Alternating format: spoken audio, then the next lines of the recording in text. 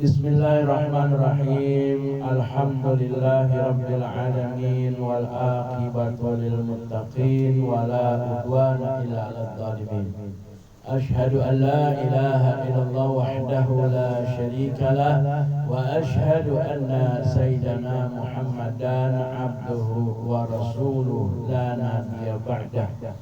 Allahumma salli wa sallim ala Sayyidina Muhammad wa ala alihi wa sahbihi ajma'in. Ibu-ibu hadirah yang dimuliakan Allah subhanahu wa ta'ala, jamaah majlis taklim al-ma'murah rahimakumullah.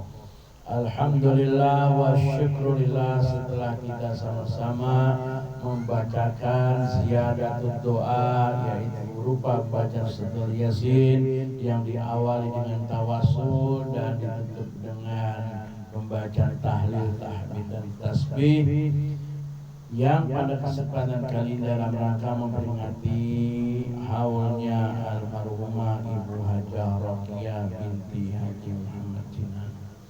Alhamdulillah wa syukurillah, majlis kita yang setiap hari Sabtu kita adakan pada malam hari ini bertepatan dengan memperingati haulnya beliau almarhum. Mudah-mudahan almarhumah Allah berikan ampunan, kucurkan daripada rahmatnya dan maghfirah di alam kuburnya, jadikan kuburnya raudhah min riyadil jannah, amin ya rabbal alamin. Dan mudah-mudahan kita semua senantiasa berikan taufik dan hidayah oleh Allah subhanahu wa ta'ala untuk menjalani sisa-sisa kehidupan kita dengan baik dan sempurna, sehingga menjumpai Allah subhanahu wa ta'ala dalam keadaan husnul khatimah, amin ya rabbal alamin.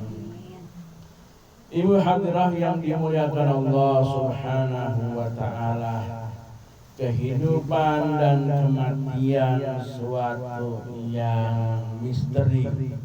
Kehidupan pun penuh kemisterian, hal-hal yang tidak akan pernah kita ketahui ke depannya. Kita nggak tahu bagaimana kehidupan kita 1 menit, 1 jam, 1 hari, 1 bulan ke depannya. Dan bahkan segala kehidupan kita, hiruk pikuk kita dalam mencari rezeki, dalam menjalani kehidupan ini, kita tidak ada yang tahu, semuanya hanya Allah subhanahu wa ta'ala.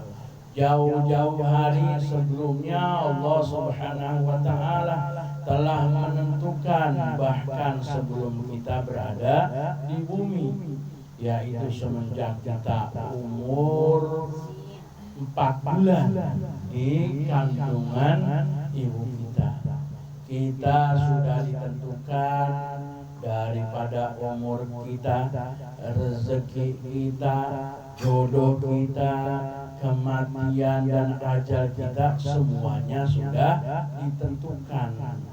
Jadi sekarang kita hidup enak, itu adalah sudah ditentuin sama Allah subhanahu wa ta'ala. Bukan karena kita dapat suaminya benghar, bukan, karena memang sudah ditentukan kita susah senangnya oleh Allah subhanahu wa ta'ala. Ataupun kita melihat saudara-saudara orang tua kita yang sudah mendahului kita, dia sudah meninggal, mungkin daripada saudara kita yang lebih muda dari kita. Semuanya itu bukan karena apa-apa, hanya penyebabnya ada baik. Likulli syai'in sababa, setiap segala sesuatu ada sebabnya. Tapi pada hakikatnya ajalnya sudah ditentukan oleh Allah subhanahu wa ta'ala. Begitupun juga bukan karena dia sakit yang berkepanjangan, bukan karena dia udah tua, yang tuanya rentak itu udah sepuh banget, tidak menjadi syarat kematian juga. sakit atau tuanya seseorang, tapi itu sudah ditentukan oleh Allah Subhanahu wa taala. Tinggal semuanya udah ada batasannya. Likulli syai'in ajal. Semuanya udah ada ajalnya, ada batasnya.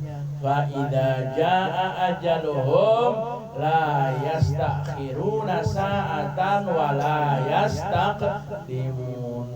Kalau udah datang batasnya, udah sampai batasnya, enggak pernah bisa diakhirkan, ntar dulu. Enggak bisa juga diduluin, gua pengen duluan. Enggak bisa, semuanya ada batasannya. Sama pintu rumah ini, siapa yang keluar duluan, siapa yang masuk duluan, kan semuanya pintunya udah ada. Tinggal kapan kita masuk dan melewati pintu tersebut. Dan kematian adalah pintu yang semua orang pasti melewatinya. Nggak bisa kita tidak melewati pintu tersebut. Semuanya sudah ditentukan oleh Allah Subhanahu wa ta'ala. Jadi bukan karena sakit, bukan karena tuanya, bisa jadi ada yang masih baik, bisa jadi ada yang tengah lagi remajanya. Sama seperti daun di pepohonan, ada yang rontoknya sampai menguning, ada yang juga masih pucuk, udah dirambet sama bocah, sama kambing, kan kayak begitu. Kita nggak ada yang tahu. Penting bagi kita adalah untuk mempersiapkan dan menjalani kehidupan kita dengan penuh ikhlas, dengan penuh ridho. Kita ini sedang menjalani takdirnya Allah Subhanahu wa ta'ala.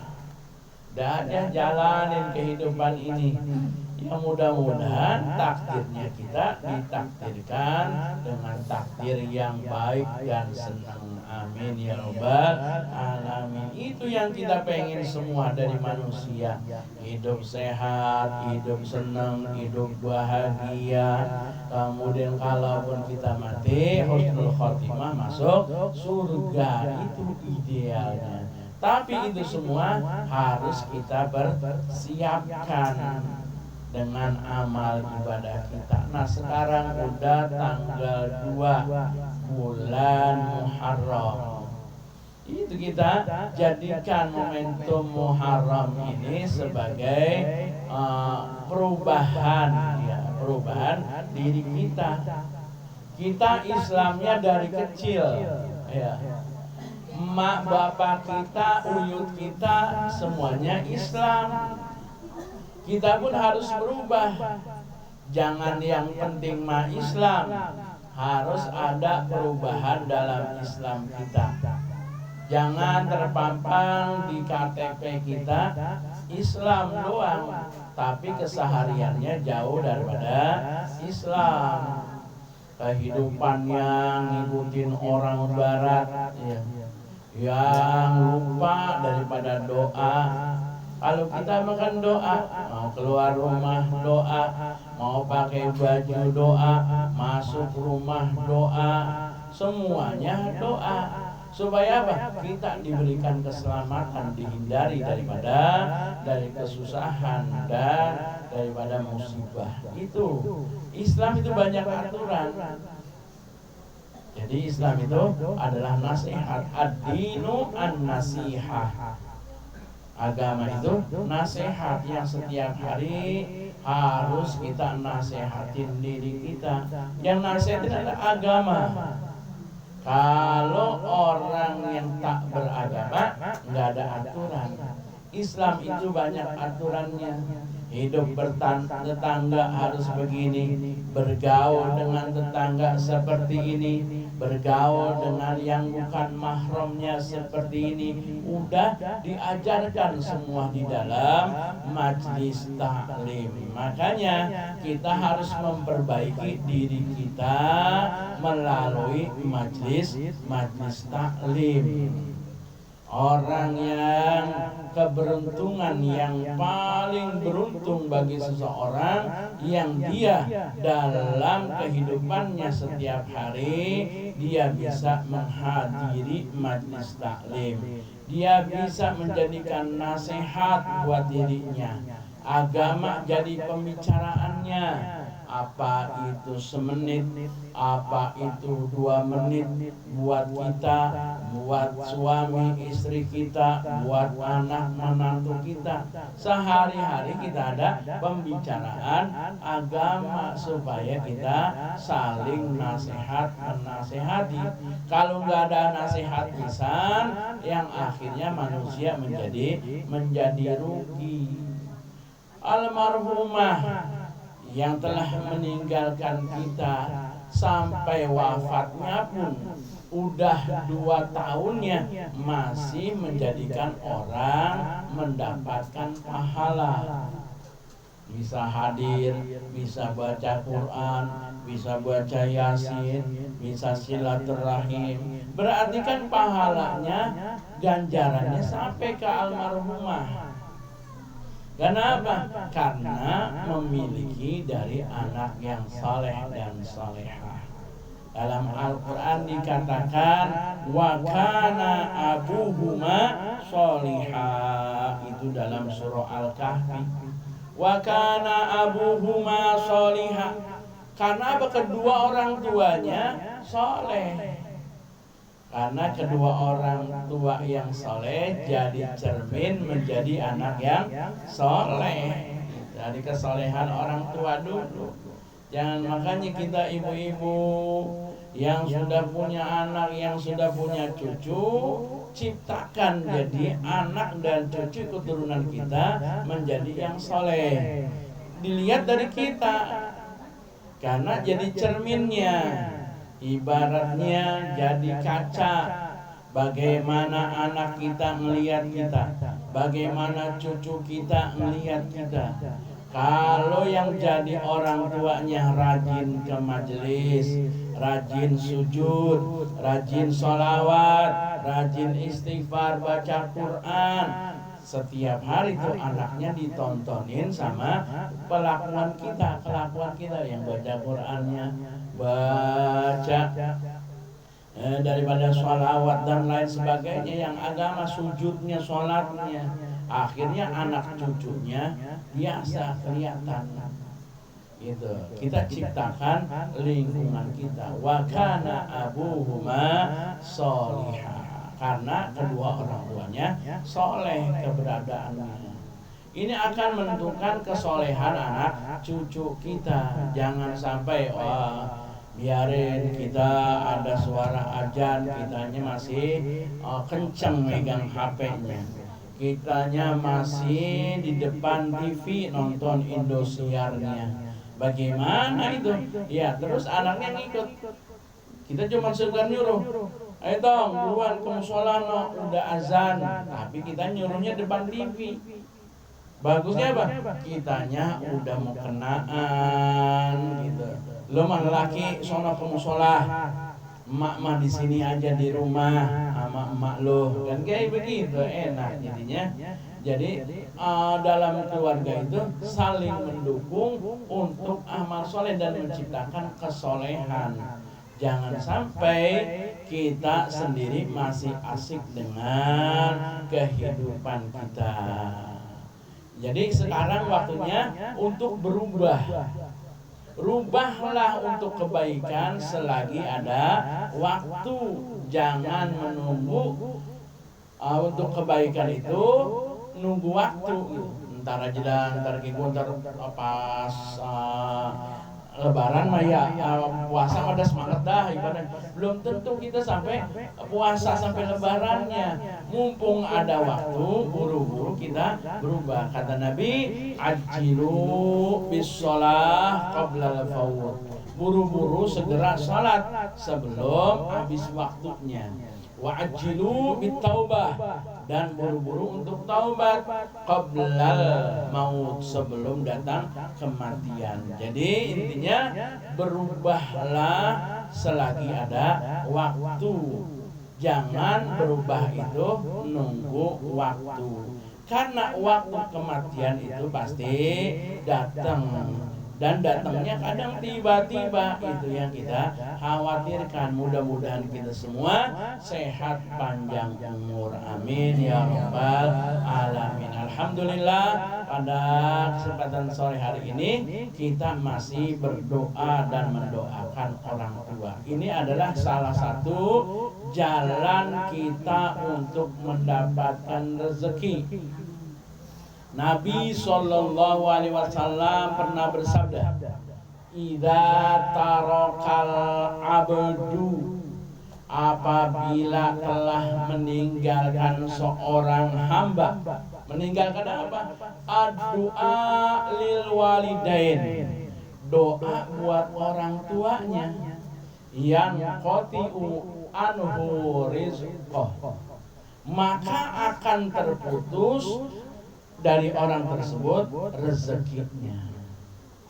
Jadi nggak ada sayang-sayang, kita bisa menghaulkan. Bisa jadi ini Ibu Yusi menghaulkan lagi, kemudian siapa lagi anaknya, Pak Joni lagi menghaulkan, yang nggak apa-apa. Karena siapa? Apabila seorang hamba dia meninggalkan doa, nggak mau berdoa sama orang tuanya, terhadap orang tuanya, lupa dia, aku udah meninggal, udah lama ini dia nggak bakal balik lagi, kuburannya kayak udah diinjak-injak adanya. Nah itu, apabila seseorang hamba meninggalkan doa terhadap orang tuanya, maka dia akan terputus rezekinya. Makanya kalau haul mah ada baik rezekinya. Kalau kita enggak perorangan, ya udah, kita kan punya saudara. Lo bagian ini ya, lo bagian ini, empoknya, adiknya, lah. Jadinya semua pasti ada haulnya setiap tahun deh paling enggak.